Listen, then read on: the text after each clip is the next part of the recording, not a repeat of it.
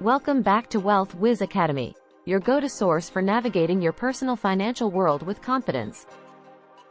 Today, we delve into the heart of personal finance, credit scores.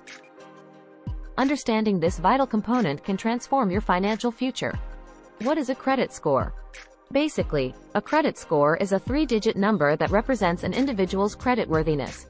It's derived from the data in their credit report, outlining their financial behavior and summarizing their credit history. Credit scores typically range from 300 to 850, with higher scores indicating better creditworthiness, thus opening the door to favorable financial terms. A low score might mean those doors stay closed. Think of your credit score as a financial report card, reflecting how responsibly you manage credit and debts. Credit scores are not just arbitrary numbers. Understanding your credit score is a major step toward financial empowerment. It's the first thing lenders look at when you apply for credit, and is a key indicator of how likely you are to repay borrowed money. From securing a mortgage to landing that rewards credit card, your credit score affects nearly every aspect of your financial life. It can even influence your insurance premiums and rental applications. How do credit scores impact financial decisions? Your credit score influences not just whether you can borrow money, but also how much, and at what cost. A strong score means lower interest rates and better terms. Consider this: over the lifetime of a loan, a good credit score could save you thousands, if not tens of thousands, in interest payments. It's not just about borrowing. It's about borrowing wisely and affordably. Now that we understand what a credit score is and its importance, let's talk about the factors that affect your score. It's crucial to grasp these to navigate the path to a stellar credit score effectively. Payment history. This factor carries the most weight in your credit score calculation, accounting for about 35%. It indicates how reliably you pay your debts. Understanding how payment history affects your credit score is crucial in managing and improving your overall credit health. Due to its significance, your payment history has the largest single impact on your score compared to other factors. It is essentially a track record of how you've managed and repaid credit over time. This includes payments on credit cards, loans, mortgages, and any other credit obligations. Late payments can significantly harm your credit score. The severity of the impact increases with the lateness of the payment. The more frequent and recent the late payments are, the more your credit score will be negatively affected. A pattern of late payments suggests to creditors that you may be a high-risk borrower. Severe delinquencies, like charge-offs, collections, bankruptcy, or foreclosures, have even more significant negative effects. These can stay on your credit report for up to 7 to 10 years, continually impacting your score. Consistency is key. Consistently making on-time payments positively influences your score. Lenders and creditors view this as evidence of your reliability and creditworthiness. Consistently making payments on time after missing payments will gradually help to rebuild your credit score. Negotiating partial payments or payment arrangements with creditors can sometimes mitigate the negative impact on your score, especially if it avoids a charge-off or a collection account. In some cases, with a good history of on-time payments, a lender might agree to a goodwill adjustment and remove a late payment from your record. Though this is no guarantee, it may be a possibility for long-standing, loyal customers. In summary, a strong payment history can open doors to better credit opportunities, like lower interest rates and higher credit limits. The following tips may help you develop a good payment history. Pay on time. Even a single late payment can negatively impact your score. Set up reminders. Use digital tools or calendar alerts to avoid missing due dates. Automate payments. For consistent on-time payments, consider automatic bank transfers. Credit utilization. Credit utilization refers to the ratio of your credit card balances to your credit limits. This too is a critical factor in determining your credit score, accounting for about 30% of your score. Generally, it's recommended to keep your credit utilization below 30%.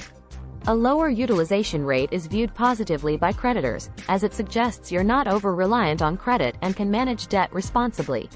On the other hand, high utilization rates may signal to lenders that you're a high-risk borrower, potentially struggling with debt management.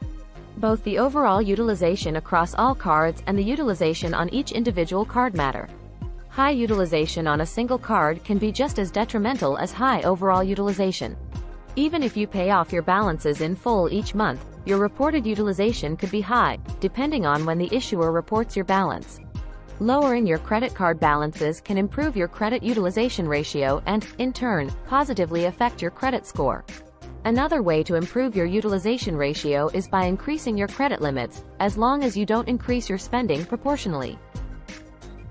While low utilization is good, zero utilization, not using any credit at all, may not be beneficial, as it doesn't demonstrate your ability to manage debt. Spreading balances across multiple cards can help manage your utilization rate. However, this must be balanced carefully to avoid accumulating too much debt. In summary, understanding and managing your credit utilization ratio is essential in maintaining a healthy credit score. It's a clear indicator to lenders of how you handle your credit and can influence their decisions regarding loan approvals and interest rates. The following tips may help you maintain good credit utilization. Monitor balances. Regularly check your balances to keep them in check. Pay more than once a month. This can help keep your balance low. Request higher credit limits, but do not yield to the temptation to overspend. Length of credit history. The length of your credit history refers to the amount of time since your oldest credit account was established. This includes the age of your oldest account, the average age of all your accounts, and the age of each individual account. Typically, the length of your credit history accounts for about 15% of your credit score. It's a smaller percentage compared to factors like payment history and credit utilization, but still a significant one. A longer credit history provides creditors with more data to assess your creditworthiness. It demonstrates your experience in managing credit over an extended period. The older your oldest account, the better it is for your credit score. It shows a long-term relationship with credit and financial stability. Lenders also consider the average age of all your accounts. Opening several new accounts in a short period can significantly lower this average, potentially harming your credit score. A longer credit history can imply stability and predictability in financial behavior, which is attractive to lenders. While opening new credit accounts is necessary for building credit, it's also essential to maintain older accounts. Consistently managing old accounts positively impacts your credit score. Younger borrowers or those new to using credit often have shorter credit histories, which can limit their credit scores. However, with responsible credit behavior over time, their scores will improve. Be cautious about closing old credit accounts. Doing so can reduce your overall credit history length and potentially decrease your credit score. Building a diverse credit portfolio over time, including credit cards, loans, mortgages, etc., and maintaining a positive payment history with each enhances the impact of your credit history length on your overall score. In summary, the length of your credit history provides a long-term view of how you've managed credit and can significantly influence your credit score. Keep old accounts open, unless they have high fees. Start early. Consider a credit card in college or a secured card if you're new to credit. Be patient. Building a long credit history takes time. We have come to the end of the first part of this informative session on understanding credit scores. We hope you found valuable insights and practical advice to guide your financial journey. Understanding and managing your credit score is a crucial aspect of your financial well-being. It's not just about numbers, it's about empowering yourself to make informed decisions that shape your financial future. Take small proactive steps, stay informed, and gradually, you'll see a positive impact on your credit score and overall financial health. Be sure to join us for part 2 of this video as we discuss more about credit scores and how they affect your financial health. For more insights and tips on personal finance, don't forget to subscribe to our channel and hit the notification bell. Before we sign off, we'd love to hear from you. Please feel free to share any thoughts or questions about today's topic in the comments section below. Your input is invaluable and helps us tailor our content to what you need the most as we continue providing quality content on personal finance topics. Share this video with friends or family who might find it helpful. Thank you for watching, and we'll see you in the next video.